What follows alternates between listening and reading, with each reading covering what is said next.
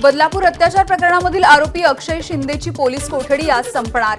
आरोपीला आज व्हिडिओद्वारे कोर्टामध्ये हजर केलं जाणार। 17 तारखेला आरोपीला केली होती अटक।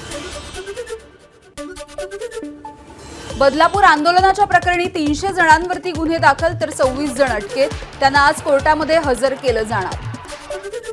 लोहमार्ग पोलिसांकडून बदलापूर आंदोलनामधल्या 26 लोकांवरती गुन्हे दाखल। दंगल करणं, सरकारी मालमत्तेचं नुकसान करणं, रेल रोको करत रेल्वेच्या मालमत्तेचं नुकसान करणं या प्रकरणी अजामीनपात्र गुन्हे।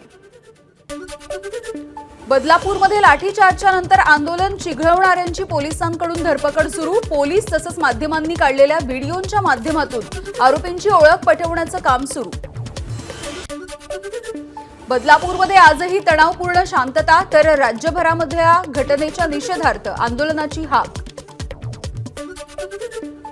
कालच्या आंदोलनानंतर बदलापूरमध्ये जमावबंदी लागू। आंदोलनकर्ते पुन्हा एकत्र येऊ नयेत यासाठी प्रशासनाकडून खबरदारी।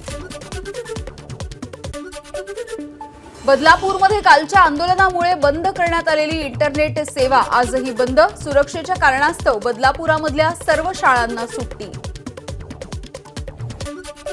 बदलापूरमध्ये आंदोलनामुळे काल जवळपास 11 तास ठप्प असलेली रेल्वे वाहतूक आज सुरळीत। बदलापूर बंद असतानाही रेल्वेवरती कोणताही परिणाम नाही।